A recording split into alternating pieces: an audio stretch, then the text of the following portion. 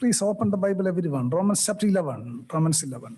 Verses 33 through 36. 33 through 36. റോമാലേഖനം 11 അധ്യായം 33 മുതൽ 36 വരെയുള്ള വാക്യങ്ങൾ. Oh, the depth of the riches of the wisdom and knowledge of God, how unsearchable his judgments and his paths beyond tracing out. Who has known the mind of the Lord? Or who has been his counselor? Who has ever given to God that God should repay them?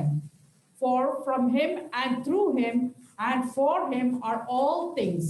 To him be the glory forever. Amen. Amen. Somebody can read in Malayalam, please. Fast.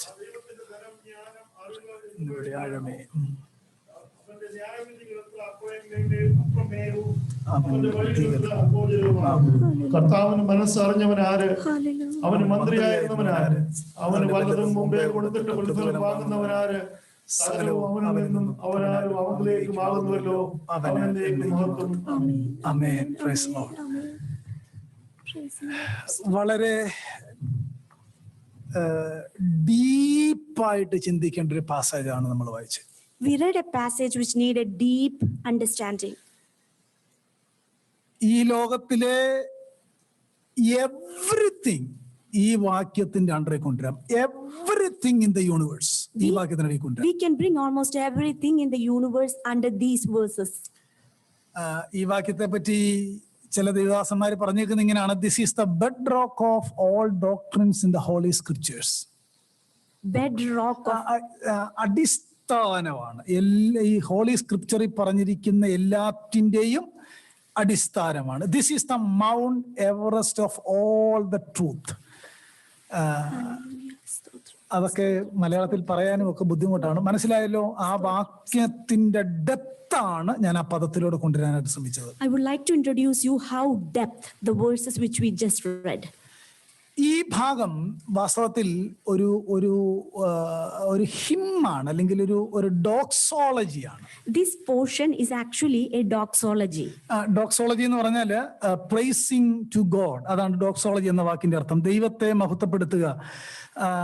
വളരെ പ്രധാനപ്പെട്ട കാര്യങ്ങൾ ഒരു വ്യക്തിയോടുള്ള ബന്ധത്തിൽ പറഞ്ഞു വന്നിട്ട് Paul is praising to God. അതാണ് ഈ വാക്യത്തിന്റെ sum and substance. Paul is actually praising and giving all the glory to God. That is the summary of the verses which we read. ഞാൻ ചിലയിടത്ത് വായിച്ചേക്കുന്നത് ഫസ്റ്റ് സെഞ്ചുറി ചർച്ച് ഈ ഭാഗം അവര് ഹിമ്മായിട്ട് അവരുടെ സർവീസിൽ പാടുമായിരുന്നു എന്നാണ്. I read somewhere that first century churches usually sing the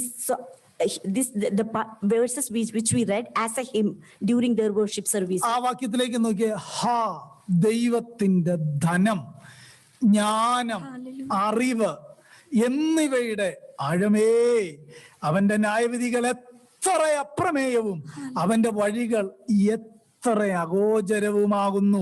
അവന് മന്ത്രിയായിരുന്നവൻ അഗോചരവുമാകുന്നു. കർത്താവിന്റെ മനസ്സ് അറിഞ്ഞവനാര്? അവന് മന്ത്രിയായിരുന്നവനാര്? അവന് വല്ലതും മുമ്പേ കൊടുത്തിട്ട് പ്രതിഫലം വാങ്ങുന്നവനാര്? സകലതും അവനിൽ നിന്നും അവനാലും അവങ്കലേക്കും ആകുന്നു. അവന് എന്നേക്കും മഹത്വം. ആമേൻ.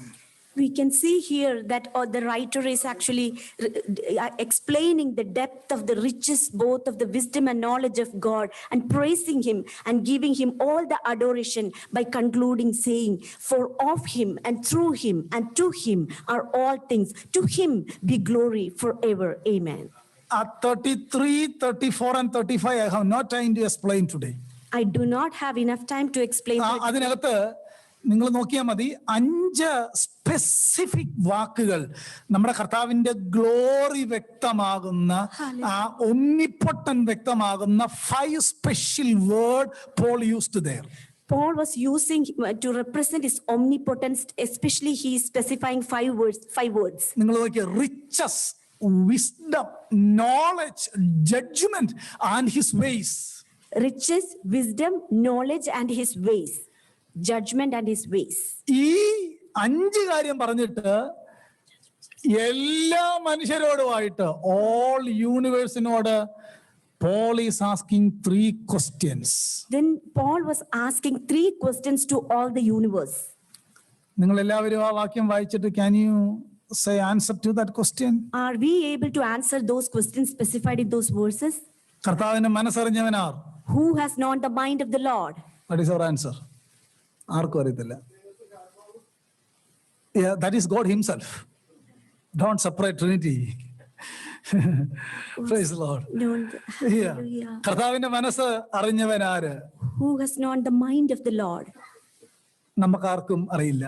We do not know. Only what is revealed in the scripture we know that. Only what is revealed in the scripture, that only we know. അവന് മന്ത്രിയായിരുന്നവൻ എന്ന് പറഞ്ഞാൽ അവന് council കൊടുത്തവനാർ. Who has become his counselor? 3, അവന് മുമ്പേ വല്ലതും കൊടുത്തിട്ട് പ്രതിഫലം വാങ്ങുന്നവൻ ആര്? ഇതൊക്കെ നമ്മളുടെ ഈ പാട്ടൊക്കെ ആയിട്ടുണ്ട്, പക്ഷെ ഒന്നുമില്ല, വേദപുസ്തകത്തിൽ അങ്ങനെ വാക്യം ഇല്ല. Who has first given to him and it shall be repaid to him? അങ്ങനെ എന്തെങ്കിലും കൊടുത്തിട്ട് കിട്ടിയവരാരെങ്കിലും ഉണ്ടോ? ഇല്ല. നമ്മളെല്ലാം കർത്താവിന്റെ കൃപയും മനസ്സലിവും കൊണ്ട് മാത്രം ജീവിക്കുന്നവരാണ്. We are all living only by his abundant grace and ഇതിനെ എല്ലാം കൂടെ കൺക്ലൂഡ് ചെയ്ത് for, from him, through him and to him all things, to him be glory forever. Amen.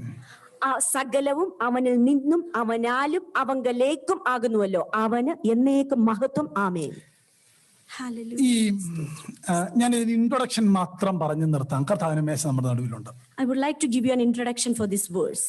ഇവിടെ ഇരിക്കുന്ന ആരെങ്കിലും ഈ കേബിൾ കാറിൽ കയറി ഏതെങ്കിലും മൗണ്ടൈന്റെ മേളിൽ പോയിട്ടുള്ളവരുണ്ടാവുമെന്ന് ഞാൻ വിചാരിക്കുകയാണ്. I think that's any one of us used a cable line to go over through a mountain. ഈ കേബിൾ കാറിൽ പോകുന്ന സ്ഥലങ്ങൾ നമുക്കറിയാം, നടന്നു കയറാൻ പ്രയാസം ഉള്ളിടത്താണ് പൊതുവെ കേബിൾ കാറിൽ നമ്മൾ പോകുന്നത്. We usually use a cable line to go through the mountain because it is unreachable through walking, by walking. ഞാൻ 2-3 മൈൽ ഉയരം ഉള്ളിടത്തൊക്കെ പോകാൻ ദൈവം എനിക്ക് അവസരം നൽകിയിട്ടുണ്ട്. God gave me an opportunity to visit there. ആ മേളിൽ അല്ലെങ്കിൽ ആ മൗണ്ടൈൻ പീക്കിൽ നിന്നുകൊണ്ട് നമ്മളിങ്ങനെ 4 വശവും നോക്കിയാൽ ദൈവത്തിന്റെ സൃഷ്ടിയുടെ beauty, the glory of God നമ്മുടെ ചുറ്റും നമുക്ക് കാണാനായിട്ട് കഴിയും. When we reach to a top of a mountain top or somewhere, we can see the glory and glory revealed by God on this earth. The majestic work of the Lord നമുക്ക് കാണാനായിട്ട് കഴിയും. We can see his majestic work. ഇതുപോലെ തന്നെ ആ example നിങ്ങൾ ആ peak മൗണ്ടൈനിൽ കയറിയ example ഒന്ന് മനസ്സിൽ വെച്ചോണ്ട് Romans 1-11 ഒന്ന് ആലോചിച്ച് നോക്കിയേ. Just think about from Romans chapter 1 through till verse chapter 11. Just think about the beauty of God's glory. No. ആ എക്സാമ്പിൾ മനസ്സിൽ വെച്ചോണ്ട് ഇതൊന്ന് ചിന്തിച്ചു നോക്കിയേ. Just keep that example in your mind and just think about this first 11 chapters of Romans. Amen. Okay. Hallelujah. നോക്കൂ, from where Paul is starting his journey, chapter 1. മലയാളത്തിൽ പറഞ്ഞു. 1-ാമത്തെ അധ്യായത്തിൽ പൗലോസ് അവന്റെ യാത്ര തുടങ്ങുന്നു. The very first chapter is talking about the condemnation. ആ 1-ാമത്തെ അധ്യായത്തിൽ തന്നെ ദൈവ കോപം അല്ലെ നാശത്തെ കുറിച്ച് അവൻ വ്യക്തമായി. Chapter 1 verse 18, everyone is under the wrath of God, from where Paul is starting his journey. 1-ാം അധ്യായം 18-ാം വാക്യത്തിൽ എല്ലാവരും ദൈവ ക്രോധത്തിന്റെ അടിയിലായിരിക്കുന്നു എന്ന് പറയുന്നു. അവിടെ നിന്ന് from there Paul finished this journey in the verse 36, 11 verse 36. 1-ാമത്തെ അധ്യായത്തിലെ ദൈവ ക്രോധത്തിൽ നിന്ന് തുടങ്ങി 11-ാമത്തെ അധ്യായത്തിലെ 36-ാമത്തെ വാക്യത്തിൽ ആ യാത്ര അവസാനിക്കും. Chapter 1, 2 and 3 is talking about the whole world is under the wrath of God. നമുക്ക് കാണാം 1-ാം അധ്യായവും 2-ാം അധ്യായവും 3-ാം അധ്യായത്തിലും സകല ലോകവും ദൈവ കോപത്തിന്റെ അധീനതയിൽ കിടക്കുന്നു. Chapter 3, the final part of chapter 3 and chapter 4, chapter 5 is talking about the justification by faith. I hope you all are remembering last 5 Sunday sermon. Chapter 3, 4, 5 നമുക്ക് ആ 3, 4, 5 അധ്യായത്തിൽ ദൈവത്തിന്റെ കൃപയാലുള്ള നീതീകരണം, വിശ്വാസത്താലുള്ള നീതീകരണത്തെ കുറിച്ച് കണ്ടു. ഈ ചാപ്റ്റർ 1-ൽ നിന്ന് പോൾ തന്റെ യാത്ര പ്രൊസീഡ് ചെയ്യുകയാണ്. He was starting his journey from chapter 1 and proceeding through chapter 3. See, just imagine the valley where we were in the chapter 1. നമുക്ക് കാണാം നമ്മൾ ഏത് താഴ്വരയിലായിരുന്നു. 1-ാം അധ്യായത്തിൽ എന്ത് താഴ്ന്ന ക്രോധാഗ്നിയിൽ കിടന്നവരായിരുന്നു. അവിടെ നിന്ന് ചാപ്റ്റർ 5 എത്തിയപ്പോഴത്തേക്ക് we are justified. From there, that wretchedness, we came to a position through the justification by faith in Christ alone. Justification by faith is not the top of that mountain. That is the beginning of that mountain. വിശ്വാസത്താലുള്ള നീതീകരണം എന്ന് പറയുന്നത് ആ ഒരു പർവ്വതത്തിന്റെ മുകളല്ല, പകരം അതിന്റെ അടിവാരമാണ്. Yeah, we are not even a half journey finished. Chapter 5 ആയപ്പോഴത്തേക്ക് We haven't even finished half of our journey. നമ്മളുടെ യാത്രയുടെ പകുതി പോലും തീർന്നിട്ടില്ല. 5-ാം അധ്യായം റോമാലേഖനത്തിൽ വരുമ്പോൾ see when we come to chapter 6, specifically talking about sanctification, we are traveling to reach the peak of the mountain. നമ്മൾ 6-ാം അധ്യായത്തിൽ നിരപ്പ്, നമ്മൾ ഈ ലോകത്തിൽ ജീവിക്കുമ്പോൾ നമുക്ക് പരിശുദ്ധാത്മാവിന്റെ സാന്നിധ്യത്തിൽ നിരപ്പും നീതീകരണവും തന്നെ നടത്തുന്നു. When we read chapter 6 and 7, he's talking about we are died to sin, we are alive to God, we are no longer enslaved to sin, but now we are slaves of righteousness to the Lord of Jesus Christ. That is talking about the explanation of Paul's understanding of sanctification. ആ നീതീകരണം എന്ന് പറയുന്നത് നമ്മൾ പാപത്തിന്റെ അടിമകളും മക്കളുമായിരുന്നു. അവിടെ നിന്ന് കർത്താവിന്റെ കൃപയാൽ വിശ്വാസത്താലുള്ള നീതീകരണം മൂലം നീതിക്ക് ദാസന്മാരായി അടിമകളായി തീരുന്നു. But we climb yet higher to glorification. Again നമ്മൾ പിന്നെയും അടുത്ത ഒരു മൗണ്ടന്റെ ടോപ്പിലേക്ക് പോവുകയാണ്, നീതീകരണത്തിലേക്ക്. See, glorification, തേജസ്കരണത്തിലേക്ക് പോകുന്നു. Are you all with us? Hallelujah. Anyway, I have no time to finish this whole passage. ഞാൻ ഈ എക്സാമ്പിൾ പറഞ്ഞു നിർത്താം. Hallelujah. Praise the Lord. സ്തോത്രം. Okay, leave it. നിങ്ങൾ നോക്കിയേ, അവിടുന്ന് ആദ്യത്തെ യാത്ര വന്നു, കുറച്ച് കയറി കഴിഞ്ഞപ്പോഴാണ് വി ആർ ജസ്റ്റിഫൈഡ്. വീണ്ടും നമ്മൾ ക്ലൈംബ് ചെയ്യുകയാണ്, we are now we are on the process of sanctification. When we reach chapter 8, we glorified. We started from chapter 1, justification. Then we reached almost the valley. Then again we are climbing and halfway reached by his sanctification. And then we are coming in chapter 8, the glorification process. Paul is saying, chapter 8, there is no separation from the love of God for those who are in Christ Jesus. We can see that ദൈവത്തിൽ ക്രിസ്തുവിലായിരിക്കുന്നവർക്ക് ഇനിയും ഒരു there is no punishment, ഒരു ശിക്ഷാവിധി. But we still have not yet reached the top of this mountain. നമ്മൾ ഇപ്പോഴും ആ പർവ്വതത്തിന്റെ ഉന്നതത്തിൽ എത്തിയിട്ടില്ല. Chapter 9, 10 and 11 is talking about God's foreknowledge, God's predestination, God's election. That is the what we say, the great doctrine Paul is explaining with the example of Old Testament saints. പഴയ നിയമ പ്രവാചകന്മാർക്ക് ഉദാഹരണം തന്നുകൊണ്ട് നമ്മുടെ നീതീകരണം, നമ്മുടെ ഗ്ലോറിഫിക്കേഷൻ എങ്ങനെയാണെന്നുള്ളതാണ് അടുത്ത ചാപ്റ്ററുകളിൽ പറയുന്നത്. See, as we come to chapter 11, നമ്മൾ 11-ാം അധ്യായത്തിലേക്ക് വന്നപ്പോൾ, just imagine Paul stepped down from the അവിടെ ആ കേബിൾ കാറിൽ നിന്ന് he stepped down from the mountain peak. And he is actually stepping down from the vehicle on top of the mountain in chapter 11.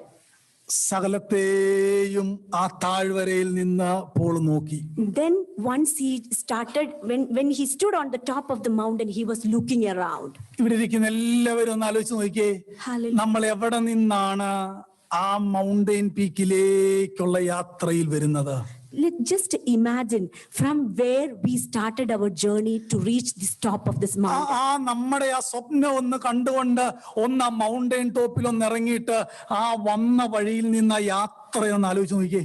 Just on top of the mountain, just think about your past journey from where we started. From chapter 1 we started our journey. We started our journey from chapter 1. 11:36 എന്നുള്ളത് ആ പീക്കിൽ നമ്മൾ നിൽക്കുകയാണ്. The 11:36 is specifying when we reached to the top of the mountain. Here is the pinnacle of that mountain. Then we reached. ഇവിടെയാണ് ആ മൗണ്ടെയിന്റെ ഏറ്റവും top. അവിടെ എത്തിക്കഴിഞ്ഞപ്പം Paul പറയുന്ന വാചകങ്ങളാണ്, ഹാ ദൈവത്തിന്റെ ധനം, ജ്ഞാനം. Can you say with me, ദൈവത്തിന്റെ ധനം, ജ്ഞാനം, അറിവ് എന്നിവയുടെ ആഴമേ, നിന്റെ വഴികൾ എത്ര അപ്രമേയം, നിന്റെ വിധികൾ എത്ര അഗോചരം. നിനക്ക് നിന്റെ മനസ്സറിഞ്ഞവനാര്, നിനക്ക് മന്ത്രിയായിരുന്നവനാര്, നിനക്ക് വല്ലതും മുമ്പേ കൊടുത്തിട്ട് പ്രതിഫലം വാങ്ങുന്നവനാര്. സകലതും അവനിൽ നിന്നും അവനാലും അവങ്കലേക്കുമാകുന്നു. സകല മഹത്വവും എന്നേക്കും അവന്. ആമേൻ. Hallelujah. After reaching the top of the mountain, Paul was saying that, oh, the depth of the riches and wisdom and knowledge of God. How unsearchable are his judgments and how instructable his ways. For who has known the mind of the Lord, or who has been his counselor, or who has given a gift to him that he might be repaid? And then he is concluding by stating that, for from him and through him and to him are all things. To him be glory forever. Amen. Praise the Lord. Hallelujah. Praise the Lord. ഞാൻ ഒത്തിരി നാളുകൾ ചിന്തിച്ച കാര്യമാണ് നിങ്ങളോട് 10 മിനിറ്റോട് പറഞ്ഞത്. Hallelujah. Hallelujah. I researched for several times, and then I'm sharing this. എനിക്ക് തോന്നുന്നു എന്റെ ഓർമ്മയിൽ ഏറ്റവും അധികം ഞാൻ ഇങ്ങനെ പറഞ്ഞുകൊണ്ട് നടന്നൊരു വാക്യമാണ് വേഴ്സ് 36. From him. അത് പറയാനും ഒരു രസമില്ലേ? For from him, And through him and to him are all things. Hallelujah. To him സ്തോത്രം. be glory Amen. forever. Amen. എല്ലാ വാക്കിനകത്തും ദൈവശാസ്ത്രമാണ്. എല്ലാ വാക്കിനകത്തും. Doxology. Actually, this is a doctrine of God is in almost all phrases of this verse.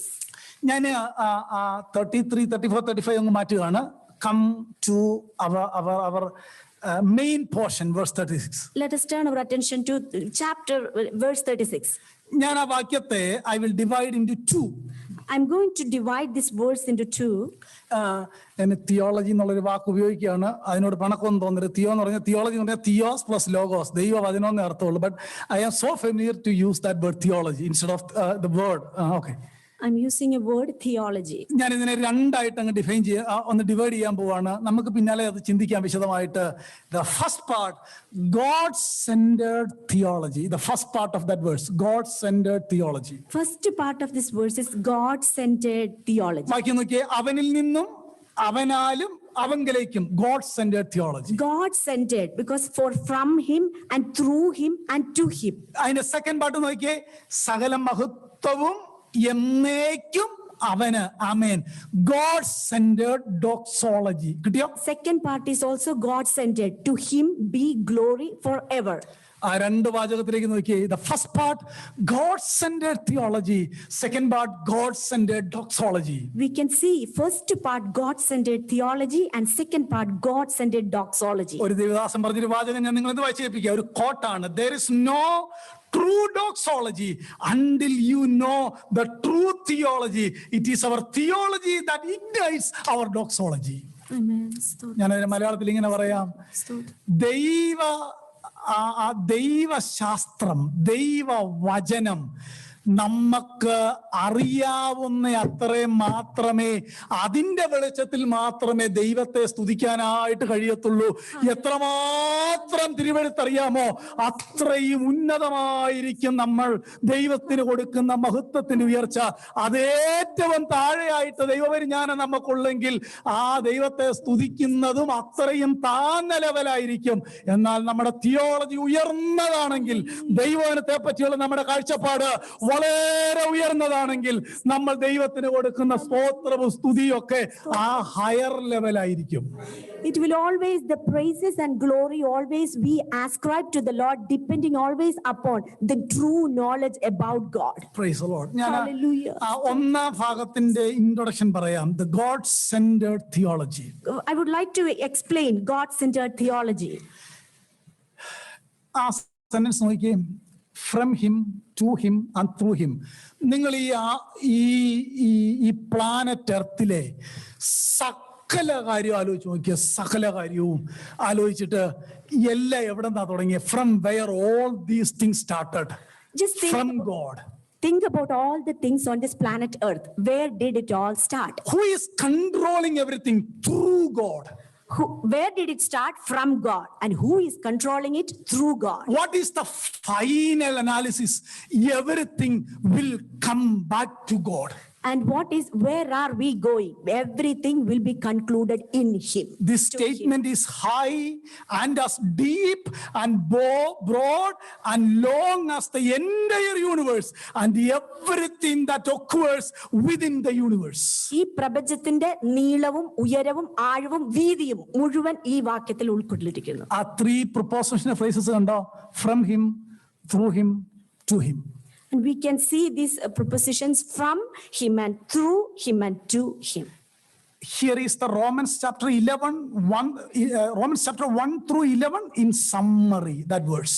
We can see that 1-ാം അധ്യായം മുതൽ 11-ാം അധ്യായത്തിന്റെ ഈ 36-ാമത്തെ വാക്യം അവിടെ വരെയുള്ള എല്ലാ വാക്യങ്ങളുടെയും ഉള്ളടക്കമാണ്. Here is the entire Bible in miniature. We can see here that the entire Bible in a miniature form is this verse, Romans chapter 11 verse 36. Here is the complete systematic doctrine in that verse. നമുക്ക് systematic doctrine we can see in this chapter verse 11. Here is the comprehensive Christian worldview in that verse. സംഗ്രഹിക്കപ്പെട്ട ഉള്ളടക്കം ക്രിസ്തീയതയുടെ നമുക്ക് ഈ വാക്യത്തിൽ കാണാം. Praise the Lord. Hallelujah. നമ്മൾ റിഫോർമേഷനെ പറ്റി ചിന്തിച്ചപ്പോൾ ഞാൻ പറഞ്ഞിരുന്നു, അതിനകത്ത് ഒരു പ്രധാന വാചകമായിരുന്നു സോളി ഡിയോ ഗ്ലോറിയ, സകല മഹത്വവും ദൈവത്തിന്. അങ്ങനെങ്കിൽ here is the reformation in nutshell, Romans 11:36. We learned that all glory belong to God. When we thought about reformation, all those things are concluded in this verse 11:36. ഞാൻ ഈ 36ന്റെ ഡിഫറെന്റ് മീനിങ് ഒന്ന് പറയാം. അതിന് introductive പറയാം, different meaning. Very carefully you have to listen to me please. I would like to give the introductory explanation for this verse. എല്ലാവരും ഇരിപ്പ് കണ്ടിട്ട് പ്രസംഗം നിർത്തണമെന്ന് എനിക്ക് തോന്നുന്നു. Hallelujah. ഇച്ചിരി അയ്യോ, ഇത് റോമാലേഖനം ഭയങ്കര പാടാന്നേ. Price the Lord. നിങ്ങളൊന്ന് ആലോചിച്ച് നോക്കിയേ, പോളിന് ഇതെല്ലാം വെളിപ്പെട്ട് കിട്ടിയപ്പോ ശൂലം കിട്ടിയില്ലല്ലേ അത്ഭുതമുള്ളൂ. After Paul received all the revelation, he received a thorn on his flesh too, but it's not that wondrous things. സ്തോത്രം. Stotram. മുഖം കാണാൻ മേലെങ്കിൽ എനിക്ക് ഒരു ദിവസം ഞാൻ ഇതൊക്കെ വായിച്ച് എഴുതി നോട്ടൊക്കെ ഉണ്ടാക്കി വരുന്നല്ലേ ഒന്ന്. Price the Lord, price the Lord. പ്രിയപ്പെട്ടവരെ, ഈ എൻ്റെ ഹൃദയത്തിൽ ഇതൊക്കെ ഇങ്ങനെ നിറഞ്ഞിരിപ്പുണ്ട്. എങ്ങനെയെങ്കിലും ഒന്ന് പറയണമെന്നാണ് എൻ്റെ ആഗ്രഹം. അറിയത്തില്ല, കർത്താവ് കൃപ തരുവാണ്. ഞാൻ എഴുന്നേറ്റ് ഇങ്ങോട്ട് വരുന്നത്, കർത്താവ് ഇതൊന്ന് പറയാൻ കൃപ തരണേ. ആട്ടെ, നിങ്ങൾക്ക് ഞാൻ ആ വാക്യത്തിന്റെ എക്സ്പ്ലനേഷൻ മാത്രം ഒന്ന് പറയാം. അങ്ങനെയെങ്കിൽ നോക്കിയേ, മലയാളത്തിൽ പറയാൻ നോക്കണേ. ആ വാക്യം തുടങ്ങുക, for from him says God is the source of all things. സകലവും അവനിൽ നിന്നു എന്ന് പറഞ്ഞിരിക്കുന്നത് കൊണ്ട് ദൈവമാണ് എല്ലാത്തിന്റെയും സ്രോതസ്, ഉറവിടം. Through him says God is the means of everything. Through him, അവനിലൂടെ, ദൈവത്തിലൂടെ മാത്രമേ എല്ലാ കാര്യങ്ങളിലും നടക്കുകയുള്ളൂ. To him God is the goal of all things. എല്ലാം അവങ്കലേക്കാകുന്നു, അതായത് ദൈവമാണ് എല്ലാത്തിന്റെ അവസാനം. ഞാൻ ഒന്നുകൂടെ പറഞ്ഞാൽ ഇങ്ങനെ പറയാം, to him meaning he is the source, through him meaning he is the means. Amen. To him അതിന്റെ അർത്ഥം he is the goal of all things. Let me put it in another way. ഞാൻ മറ്റൊരു നിലയിൽ പറയാം. He is the source and he is the providence and he is the goal, ultimate goal. From him he is the architect of all things. ദൈവമാണ് ഇവിടെ ഒരു അടിസ്ഥാന ശില്പിയായി പ്രവർത്തിക്കുന്നത്. Through him God is the administrator of all things. അവനാണ് എല്ലാത്തെയും നിയന്ത്രിക്കുന്ന ഒരു ഭരണാധികാരി. To him he is the aim of all things. To him എന്ന് പറയുമ്പോൾ അവനാണ് എല്ലാം എല്ലാത്തിന്റെ ലക്ഷ്യം, സമാപ്തി. Praise the Lord. Hallelujah. ഒരു നിലയിലൂടെ ഇത് പറഞ്ഞാൽ, ഫ്രം ഹിം ഹിസ് സോവറിൻ വില്ലിനെ കാണിക്കുകയാണ്. ത്രൂ ഹിം ഹിസ് സോവറിൻ ആക്ടിവിറ്റിയെ കാണിക്കുകയാണ്. ടു ഹിം ഹിസ് സോവറിൻ ഗ്ലോറിയെ കാണിക്കുകയാണ്. അതിനെ ഞാൻ അല്പം കൂടെ എക്സ്പ്ലെയിൻ ചെയ്ത് പറഞ്ഞാൽ, from him is his sovereign will from eternity past. Through him is his sovereign activity within the time, and to him is his sovereign glory throughout all the ages to come. ദൈവത്തിന്റെ പരമോന്നത അധികാരം തുടക്കം മുതൽ ഒടുക്കം വരെ കർത്താവാണ് എല്ലാത്തിനെയും നിയന്ത്രിക്കുന്നത്. ഈ വാക്യം അവിടം കൊണ്ട് തീരുന്നില്ല. നമുക്കതിന്റെ വിശദീകരണം പറഞ്ഞാൽ, നിങ്ങൾ തിരുവെഴുത്ത് വായിക്കുമ്പോൾ പോളിന്റെ എഴുത്തിനകത്ത് ഈ through him, for him, by him, അങ്ങനെ ആ പ്രിപ്പോസിഷൻ ചേർത്ത് എല്ലാം കർത്താവിങ്കിലേക്ക് കൊണ്ടുവരുന്നതായിട്ട് നമുക്ക് പോളിന്റെ എഴുത്തുകളിൽ കാണാം. അങ്ങനെങ്കിൽ എൻ്റെ പ്രിയപ്പെട്ടവരെ, ഒരുവന്റെ ആ ഗ്രേവിയാർഡിൽ കിടന്നപ്പം മുതൽ അവനെ നിത്യജീവന്റെ പൂർത്തീകരണത്തിലെത്തിച്ച് ക്രിസ്തുവിന്റെ റൈച്ചസ്നെസിന്റെ ഉടുപ്പിടിവിച്ച് നമ്മളെ അവിടെ നിർത്തുന്നത് വരെ ഒരു ദൈവവൈതൻ ഒറ്റ വാചകത്തിൽ കൺക്ലൂഡ് ചെയ്യാം: സകലതും അവനിൽ നിന്നും അവനാലും അവങ്കിലേക്കുമാകുന്നു. Soli deo gloria. A child of God, we can conclude that his journey start from the wretchedness of his position by him only, and he is walking in faith through him only, and he is reaching to the glory to him. That is the conclusion. ഈ വാക്യം repeat ചെയ്യുന്ന നിരവധി വാക്യങ്ങളുണ്ട്. We can see in several areas these verses are being repeated. 1 Corinthians 8:6 from God are all things എന്ന് വായിക്കുന്നുണ്ട്. 1 Corinthians 8:16, we can see that from him all things are. 1 Corinthians 11:12 all things are from God എന്ന് 1 വായിക്കുന്നുണ്ട്. Corinthians 11:12, we can see that all things are through God. Ephesians 4:6, Colossians 1:16, Hebrews 2:10, everywhere we can see that verse from him.